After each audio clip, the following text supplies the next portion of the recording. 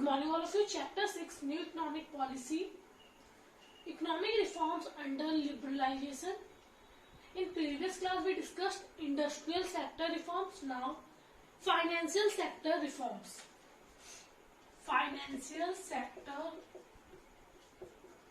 reforms under liberalization.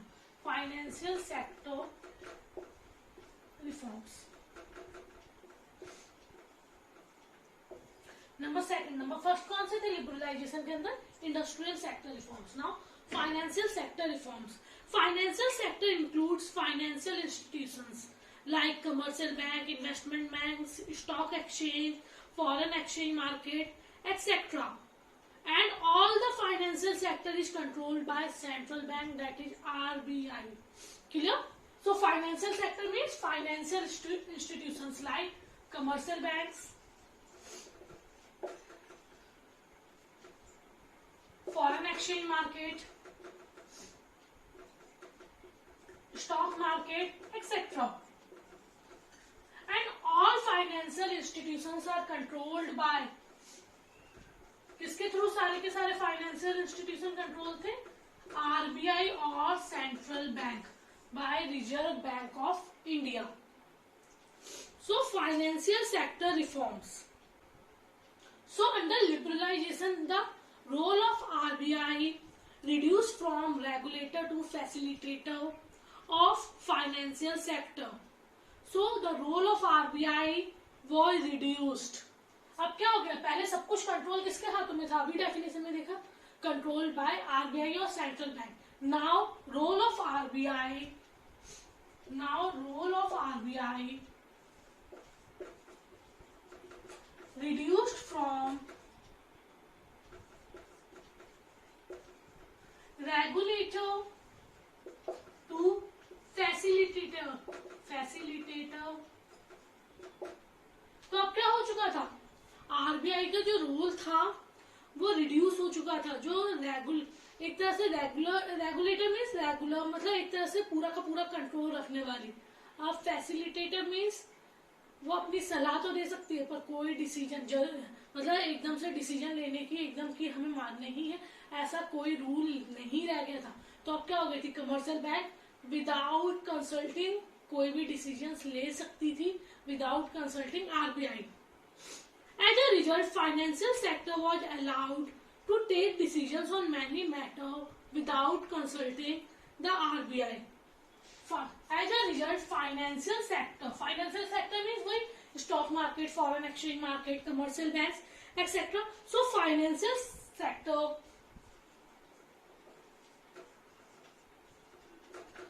was allowed to take decisions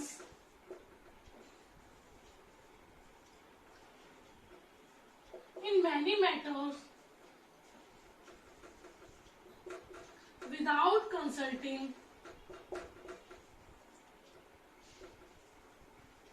RBI. मतलब धीरे धीरे आरबीआई का आफ्टर लिबरलाइजेशन, पहले क्या था? हर बात ये फाइनेंशियल इंस्टीट्यूशन को आरबीआई से पूछनी होती थी. पर अंडर लिबरलाइजेशन या इन लिबरलाइजेशन क्या हुआ? फाइनेंशियल सेक्टर जो थे उन्हें अब क्या हो गया था? विदाउट कंसल्ट वो आरबीआई से कोई भी डिसीजंस ले सकते थे. तो आरबीआई का जो रोल था, जो मेन रोल था, पूरा कंट्रोल का रोल था, उसे रिड्यूस कर दिया गया और रेगुलेटर की जगह से फैसिलिटेटर, मतलब वो एडवाइस दे सकता है पर किसी को जबरदस्ती नहीं कर सकता कि आपको हमारी बात माननी ही होगी. Clear? Also liberalization has also allowed foreign institutional investor, जो फॉरेन में जो इन्वेस्टर्स होते हैं, to invest in Indian financial market. पहले इंडिया में कोई भी फाइनेंस से आप बोल सकते हैं इन्वेस्ट करता नहीं था क्योंकि अलाउड ही नहीं था. पर धीरे धीरे आफ्टर लिबरलाइजेशन क्या हुआ? Now foreign institutional investor are allowed to invest in Indian financial market. So liberalisation is also allowed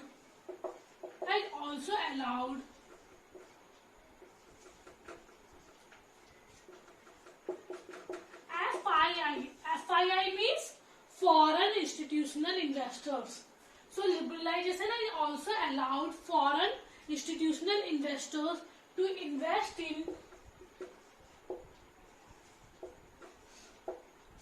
Indian money market.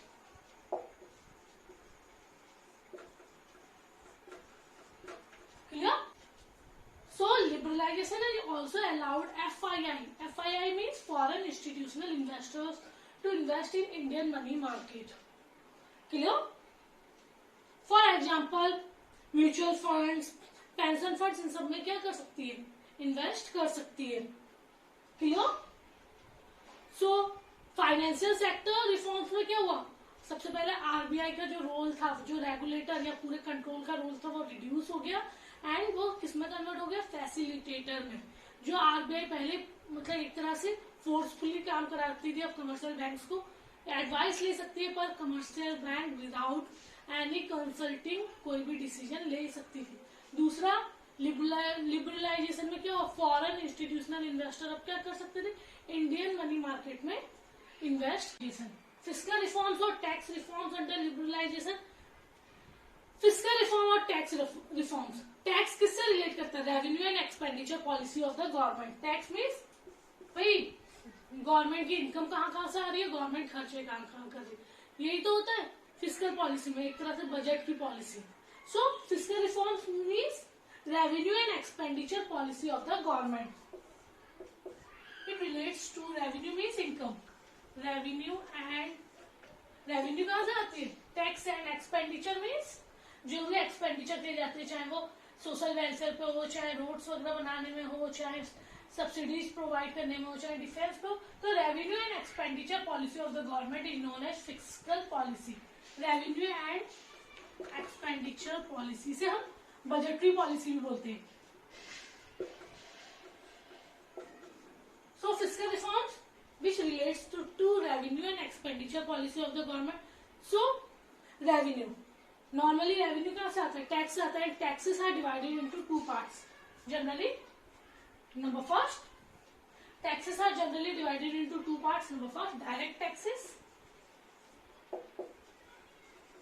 and number second, indirect taxes. Direct taxes. So direct tax means the burden of which cannot be shifted from others. भैया अगर मेरे ऊपर tax लगा है तो मुझे ही भरना है. तो direct tax means burden of this tax can not be shifted to others. So burden of this tax or burden of direct tax cannot be shifted from others. For example, income tax, wealth tax. तो भैया आपका income tax, आपकी property का tax आ रहा है तो आप ही भरेंगे. फॉर एग्जाम्पल इनकम टैक्स या कॉर्पोरेशन टैक्स, जो आपका बिजली का बिल आता है वो आप ही भरते हैं, पड़ोसी तो भरेगा नहीं. तो for example income tax, corporation tax. Corporation mean जो भी हम गवर्नमेंट को पेमेंट वगैरह करते हैं, पानी का बिल, बिजली का bill etcetera. So direct taxes means which cannot be shifted from others or which cannot be shifted onto others.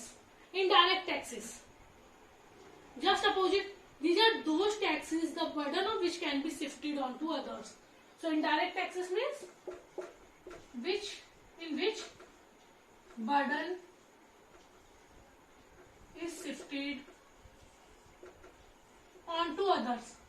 भाई टैक्स मुझे लगा और मैंने दूसरे के ऊपर उसका बर्डन शिफ्ट कर दिया. For example sales tax, GST, और we can say excise tax, import tax etcetera. For example sales tax, GST, toll tax etcetera.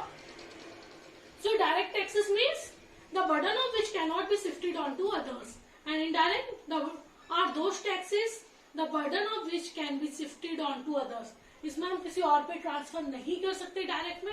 वहीं इनडायरेक्ट में हम अपना बर्डन, अगर मुझे कोई 4 रुपए की चीज, अगर मैं एक प्रोड्यूसर, इनडायरेक्ट टैक्स का एग्जांपल, अगर मैं प्रोड्यूसर हूँ, मुझे कोई चीज 4 रुपए महंगी मिल रही है तो मैं कंज्यूमर से 10 रुपए में लूंगी. तो मैंने अपना बर्डन किस पे शिफ्ट कर दिया? कंज्यूमर पे शिफ्ट कर दिया. तो जहां हम अपना बर्डन दूसरे पे शिफ्ट कर सकते हैं उसे हम बोलते हैं इनडायरेक्ट. पर मेरा बिजली का बिल अगर 1000 रुपए आ रहा है तो वो मुझे ही भरने में, उसका बर्डन किसी और पे नहीं शिफ्ट कर सकती. तो जो शिफ्ट नहीं हो सकता या जो जिसे हमें ही पे करना है उसे हम बोलते हैं डायरेक्ट टैक्स, और जिसका बर्डन हम दूसरों पे शिफ्ट कर देते हैं उन्हें हम क्या बोलते हैं? Indirect taxes. Clear? So direct tax means which cannot be shifted, which can't be shifted onto others. And indirect taxes means these are those taxes the burden of which can be shifted onto others. Clear? से पहले, so prior to liberalization, जब liberalisation नहीं आया था tax structure कैसे बहुत ज्यादा complicated था, बहुत ज्यादा आप बोल सकते हैं एक तरह से वास्ट था, या फिर आप बोल सकते हैं बहुत ज्यादा हैवी टैक्सेस लगते थे कि लोग हमेशा बचते थे टैक्स चुकाने से. So prior to liberalisation tax structure in the country had been highly complicated. Fearing a heavy burden of taxes, people would often evade taxes. और टैक्सेस के बाहर को चुकाने के लिए जो पीपल था वो हमेशा क्या करता था, टैक्स चोरी करना या हमेशा ऐसे काम करता था जिससे वो टैक्स से क्या कर सके, बच सके. तो prior to liberalisation tax structure was very complicated.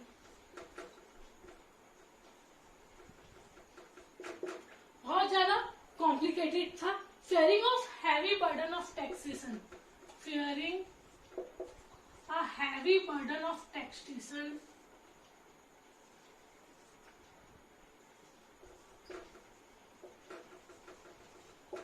people often evade taxes. जो इंसान थे वो हमेशा क्या करते थे, टैक्सेस से बचने के बारे में सोचते थे. But after liberalization, now tax structure has been simplified and moderated. अब क्या हुआ after liberalization?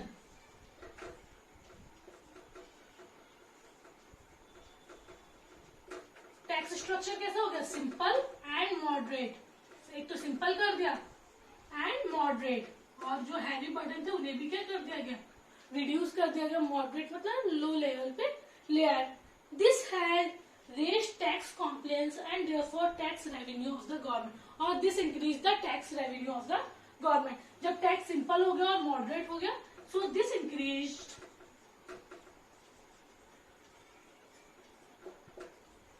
tax revenue of the government. Clear? So fiscal reforms under liberalization में firstly taxes are divided into two parts, direct taxes and indirect taxes. Direct taxes which cannot be shifted on to others. Indirect taxes, these are those taxes which can be shifted on to others. Direct taxes means income tax, wealth tax. Indirect taxes means GST, sales tax. So prior to liberalization tax structure was very complicated, fearing a heavy burden of taxation. People often evade taxes. But after liberalization tax structure has been simple and moderated. This increased the tax revenue of the government. Clear? Thank you.